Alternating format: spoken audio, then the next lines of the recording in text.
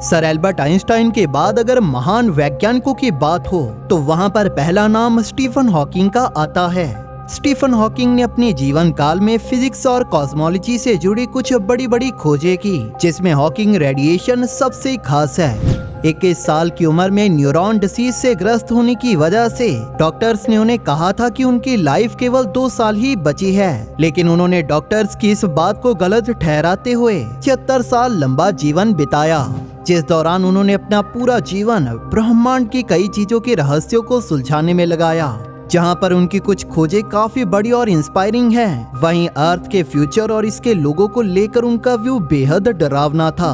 तो आइए Stephen Hawking द्वारा दी गई 7 डरावनी प्रेडिक्शंस के बारे में जानते हैं, जो हमें बताती हैं कि आने वाले 200 सालों में पृथ्वी का अंत कैसे होगा।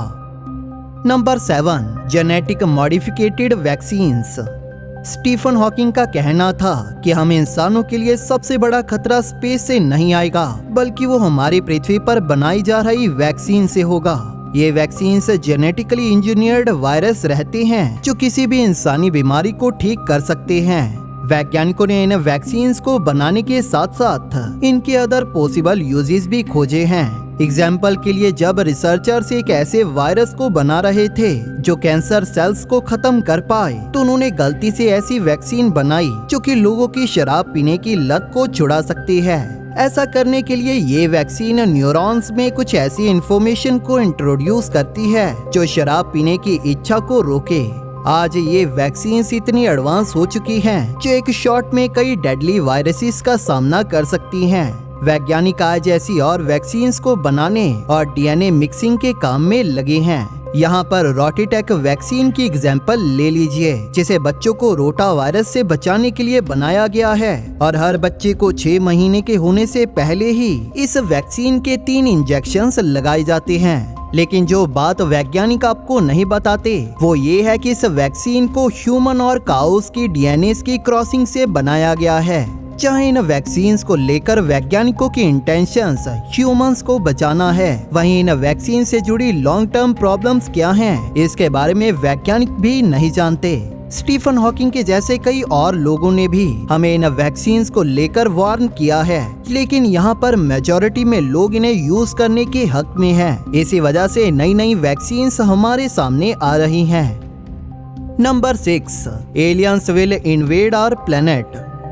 स्टीफन हॉकिंग का एक्स्ट्रा टेरेस्ट्रियल लाइफ को लेकर मानना था कि ये पॉसिबल हो सकता है, और वो इस बात को भी मानते थे कि एक दिन एलियंस हमारी पृथ्वी में घुस जाएंगे, और तब ऐसा होगा तो वो बिल्कुल भी शांति के साथ नहीं होगा। चलिए बिगनिंग से इसके बारे में बात करते हैं। आपने द बिग बैंग थ्योरी के बारे में जरूर सुना होगा, एक एक्सप्लोजन जो आज से 13.8 बिलियन साल पहले हुआ था, जिससे हमारे आज के इस पूरे ब्रह्मांड की शुरुआत हुई। स्टीफन हॉकिंग इससे जुड़े एक आइडिया के साथ आए, जिसे उन्होंने मल्टीवर्स थ्योरी का नाम दिया, जिसके अनुसार हमारा ये यूनिवर्स, जिसके बारे में हम कुछ जानते हैं, ये हजारों या लाखों यूनिवर्सेस में से एक है, जिनका निर्माण अपने अपने बिग बैंग से हुआ है। यानी कि ये सब पैरेलल यूनिवर्सेस हैं। हमें अभी तक कोई ऐसा सबूत नहीं मिल पाया जिससे हम ये कह सके कि हमारे इस यूनिवर्स में कोई इंटेलिजेंट लाइफ नहीं है। इसमें मौजूद अरबों ग्रहों गैलेक्सीज में जीवन मौजूद हो सकता है, जो किसी न किसी तरह से हमारे इस नीले ग्रह पर पहुंचेगा, जिससे जुड़े ज्यादातर चांसेस हैं कि वो हमारी पृथ्वी पर हमला कर देंगे, या फिर हम इंसानों को लैब रैट्स की तरह यूज करेंगे। हो सकता है कि एलियंस हमारे साथ फ्रेंडली हों, लेकिन सच में क्या होगा वो हम अभी नहीं बता सकते। Number 5, the universe will come an end. अपनी आखिरी किताब में स्टीफन हॉकिंग ने लिखा था कि हमारे यूनिवर्स के अंत के वक्त ये पूरी तरह से काला हो जाएगा। इसमें मौजूद सितारे, गैलेक्सीज और बाकी के सभी खगोलीय पिंड पूरी तरह से अपनी एनर्जी को यूज करते हुए खत्म हो जाएंगे, जिसके बाद पूरे यूनिवर्स में ऐसी कोई बॉडी नहीं बचेगी जिससे कोई लाइट निकलेगी। उन्होंने ये भी कहा कि अगर हम सच में जीना चाहते हैं तो हमें जल्द से जल्द किसी दूसरे यूनिवर्स में जाना होगा। Number 4, robots will replace humans. Stephen Hawking की खुद की लाइफ आर्टिफिशियल इंटेलिजेंस पे डिपेंडेंट थी, फिर भी वो एआई पे पूरी तरह से विश्वास नहीं करते थे। उन्होंने एक बार ये तक कहा था कि ये हम इंसानों द्वारा की गई सबसे बड़ी गलत इन्वेंशन हो सकती है, क्योंकि ये ह्यूमंस को रिप्लेस करती जा रही है।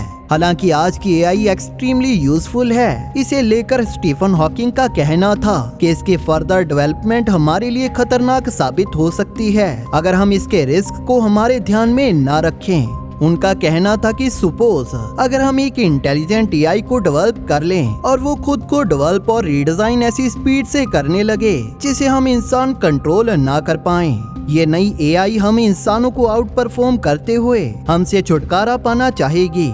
स्टीफन हॉकिंग इस बात को लेकर श्योर थे कि हम इंसान क्या कुछ करने के काबिल हैं और कैसे ये एआई हमें चैलेंज दे सकती है। उनकी इस सीरियस वार्निंग के बाद भी इस एआई में ज्यादा से ज्यादा इन्वेस्टमेंट इसकी डेवलपमेंट के लिए की जा रही है। Number 3, nuclear weapons will destroy humanity.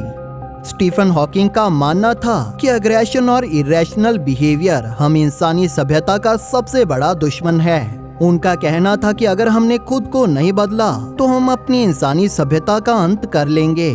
Militarised technology और मास डिस्ट्रक्शन के वेपन्स हमारे लिए बहुत बुरे परिणाम हमारे सामने रख सकती हैं, जिनमें हमारी पृथ्वी का अंत भी शामिल है। इसी वजह से वो न्यूक्लियर वेपन्स के इस्तेमाल के हक में बिल्कुल भी नहीं थे और उनका मानना था कि ये न्यूक्लियर वेपन्स एक दिन पृथ्वी से हम इंसानों और सारे जीवन का खात्मा कर देंगे।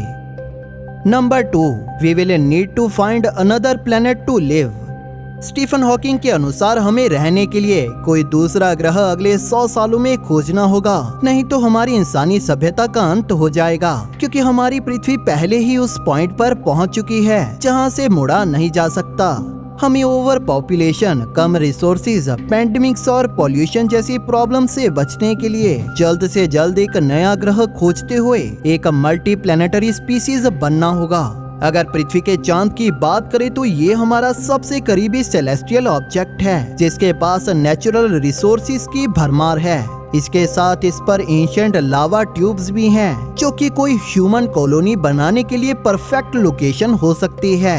लेकिन चांद पर आने वाले भूकंप और इसके पास एक एटमॉस्फेयर का ना होना इस पर ह्यूमंस के रहने को बहुत चैलेंजिंग बना देगा। वहीं अगर मंगल ग्रह की बात करें तो इसकी जहरीली मिट्टी, ठंडा और अनब्रीदेबल एटमॉस्फेयर भी हमारे लिए सही नहीं होगा।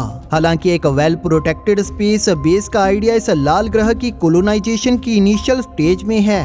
12 प्लैनेट सीरीज, जो कि एस्ट्रॉयड बेल्ट में जुपिटर और मार्स के बीच मौजूद है, इसे लेकर एस्ट्रोनॉमर्स का मानना है कि ये 25% पानी से भरा है, जो कि हम इंसानों के जीवित रहने के लिए एक जरूरी एलिमेंट है। अगर हम इस सीरीज पर रहते हैं तो हमें यहाँ रहने के लिए हमेशा स्पेस सूट में रहना होगा, क्योंकि इस 12 प्लैनेट के पास अपना कोई एटमॉस्फेयर नहीं है।